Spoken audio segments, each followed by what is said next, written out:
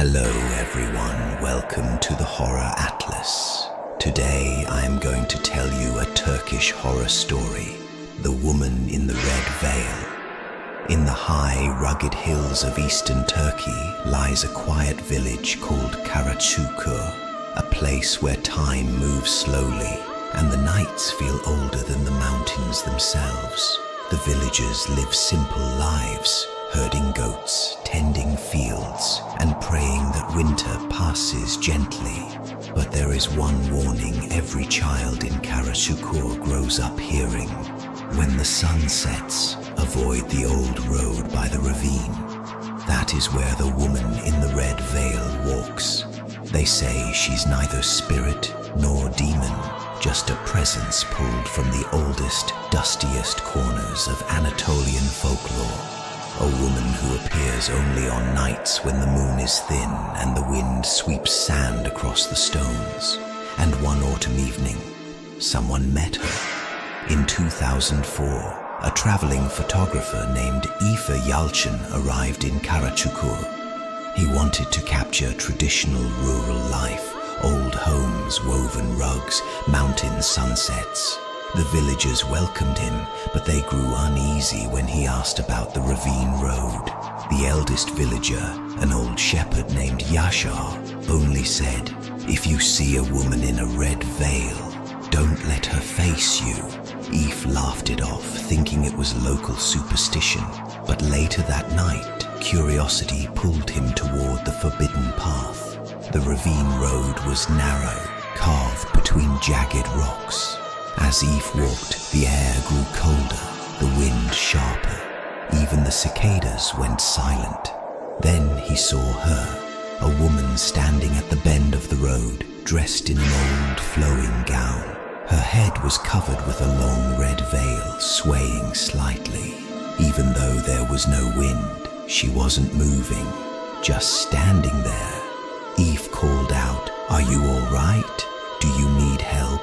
No answer. She simply lifted one hand, thin, pale, and pointed down the ravine road, a gesture that said, "Come." Against every instinct, Eve took a step forward, then another. But as he approached, he noticed something strange. The veil wasn't fabric. It shimmered like heat waves rising from a fire. And underneath, the shape of her head didn't seem quite human. At 10 meters away, he stopped. The woman tilted her head, slowly, too slowly. Eve blinked, and she disappeared. Shaken, he returned to his guest room and told the family hosting him what he'd seen. Their faces went pale. The mother whispered, "You followed her. She'll come again."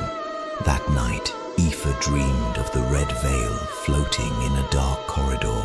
A voice, soft, broken, kept repeating, "Let me show you my face." He woke before dawn, sweating, heart pounding, and outside his window, red fabric fluttered briefly in the dark. Determined to prove it was hallucination, Eve returned to the ravine road, this time prepared, with a camera, flashlight, and a firm plan to run if anything felt wrong. The path was silent again. Too silent. At the exact same bend, she appeared, this time much closer. The red veil draped over her like a shroud, reaching almost to the ground. Her hands hung unnaturally long at her sides. Eve forced himself to lift his camera. "Who are you?" he whispered. She raised her head. The veil fluttered upward, and underneath, there was no face. Only a hollow, shifting darkness where features should be. But within that darkness, something moved. Eyes forming and unforming, mouths opening and closing silently, faces that weren't hers. Aoife stumbled back, dropping the camera. She stepped forward, silent, smooth, gliding rather than walking. "Let me show you your face," she whispered.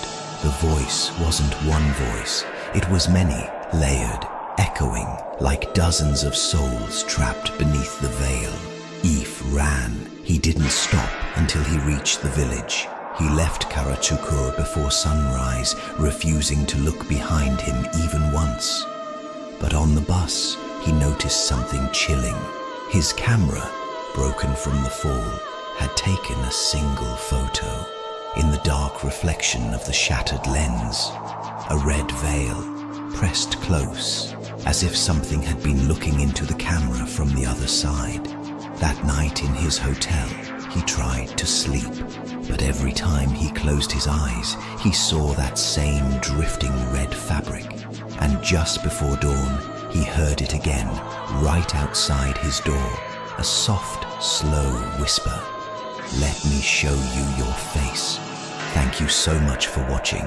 If you enjoyed this video, don't forget to smash that like button, share it with your friends, and subscribe for more horror adventures.